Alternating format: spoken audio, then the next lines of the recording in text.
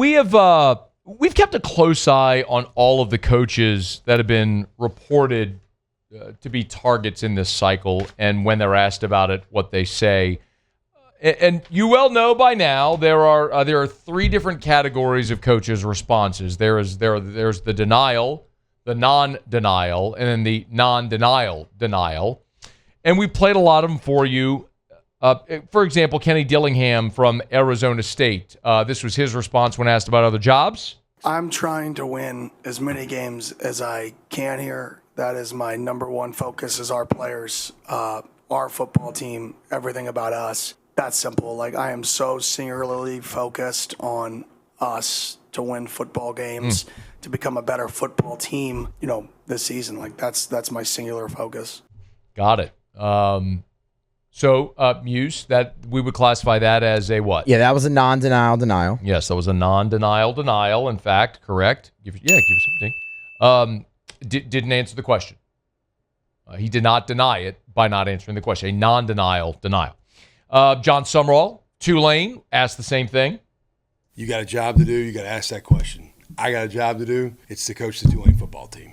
I've dealt with it every year as a head coach. I understand it comes with the territory. I get those questions because we're having success. That's about our players. And the coaching carousel to me is not even a thought because we're in the mid-season phase. So whatever somebody else wants to do, another program wants to do, what people want to speculate, they're free to do that. UTSA has my 100% focus. Our team playing the best it can has my 100% focus.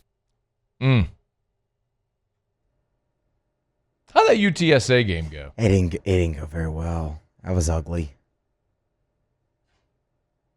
48-26. UTSA beat Tulane, by the way, that week. By the way, Muse, what we? Yeah, it was another non-denial denial. You got it. Very good. Brent Key, Georgia Tech. Disappointing loss a couple weeks ago, but they're trucking along over there in the ATL. What did Brent Key say? Since I came back here, since I was named the head coach here, Kelly, outside of the time with my family, every waking second of my life is going towards building this program to get to the point that it is right now. So that in turn we can continue 3 years from now, 5 years from now, 10 years from now, continue to elevate this place, right? To be in that conversation, not to be in there for 2 or 3 weeks, but to be a consistent team. Not when you lose one game, people say, oh, the storybook's over. Nah, it's just beginning. I could go on and on. I could say yes, no, all that crap. Slice me open and see what colors I bleed. I mean, yes or no would actually be an answer to the question, which I don't think he answered. Muse? Yeah, no, he did non-denial denial. Correct. Another non-denial. To slice me open, see what I bleed. Yeah, but are you leaving? Or are you staying? Okay. We've been through Lane Kiffin's responses plenty. The counter answer, of course, is what Dan Lanning told Rich Eisen when he said, are you interested in other jobs? And Dan Lanning said, yeah, I'm not leaving Oregon. Yeah, that's a Muse. That's denial. That's a denial. Yes, thank you. That's a denial. Okay. And then, of course, we don't have an example of a non-denial, but a non-denial is when you say that you are open to other jobs. That's the rarest of the answers. The non-denial denial is the most common. The denial is rare, but it happens. You heard it there with Dan Lanning. The non-denial is the one that's odd. Like I'm interested. Yeah, call my agent. You just don't call my agent. Yeah, you don't hear that much. No. Enter Eli Drinkwitz, the head coach at Missouri, who took his turn when he was asked about job openings and his rumored or reported interest in them. I'm not going to comment on message board chatters, tweets, sources. I've maintained with you and our team that my complete focus is on the task at hand. Last week, people were tired of me because I couldn't win the big game. People had me meeting with my team and telling them that I was going to another school, none of which were true. All of this stuff is just a distraction. I would like to remind everybody, including our fans, we absolutely love Mizzou. We love what we're building. We've been to 6 straight bowl games. We've got the sellout streak going. Our administration has been nothing but phenomenal to me. Since I've been here, I've signed multiple extensions. In fact, I signed one this past summer. So my focus is going to remain on our team and our current situation. Muse? Non-denial denial. Nailed it. Tell you what, this guy's on fire. You know, the interesting thing, though, Muse, about how on fire you are is how many people tried to attempt this on Twitter, and they get it wrong. You know, they'll at you and me, and they don't get it's It's not a hard thing here, I don't think, anyway. They like the game a lot that we do with this, but they just haven't quite picked it up yet. Yeah. Here's the thing. I think the question I've been asked the most is, okay, Lane's top target, get that. If they miss on Lane, then what? And that has been something nobody wants to answer. And I understand why. Loose lips sink ships. And remember what happened 4 years ago. All the conversation was about Lincoln Riley. And ultimately what it came down to was Lincoln Riley had interest from LSU and Southern Cal. He ultimately chose Southern Cal. And within 24 hours of that announcement, Brian Kelly's announced at LSU.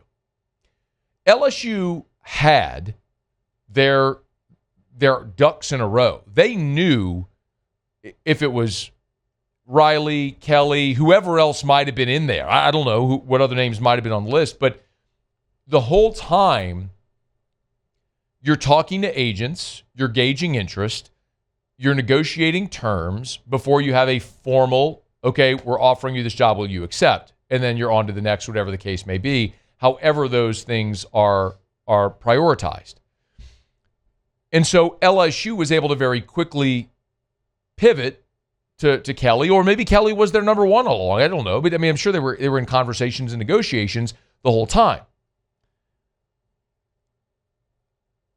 It should be obvious to everyone at this point that Lane Kiffin is LSU's number one target. I'll repeat again today what I've said over and over again. I do not know if Lane Kiffin is going to take the LSU job. He has three really good options. He can stay at Ole Miss and become the highest paid coach in college football and continue to build at a place where he's done an exceptional job. He could take the Florida job, which has lots of resources and great tradition. He could take the LSU job, which would make him the highest paid coach in the country, give him all the resources too. He's got three great options. I don't know what he's going to do. I'm not Lane Kiffin. I don't stay in his house. He don't talk to me. I don't know. I ask people associated with Ole Miss, people associated with LSU, people associated with Florida. Media members, boosters, collective people, administrators, all over the place. Like, if you saw my call log, you'd be like, damn, yeah, I'm trying to find answers. It's the one thing I don't want to do is be blindsided. So I think I could ask 15 different people and probably get 5 people that say LSU, 5 people that say Florida, 5 people that say Ole Miss. So I don't know. I'm telling you candidly, I don't know what he's going to decide to do. I think, given what he's done to this point, it illustrates he don't want to stay at Ole Miss, because if he did, he would have already signed his extension, like Mike Elko did, like Kurt Cignetti did, like Matt Rule did. Lane hadn't done that. He's already got a deal on the table making him the highest paid coach in the country. He ain't signed it. It tells you he wants to leave. And based on the intel over the last 24 hours, certainly that I've got, it feels like LSU has pulled ahead of Florida. I do not think that was the case 5 days ago, or maybe even 48 hours ago. I do think that's the case now, that LSU has surpassed Florida. If he does end up leaving Ole Miss. But if Lane Kiffin chooses Florida or chooses to stay at Ole Miss, where does LSU go next?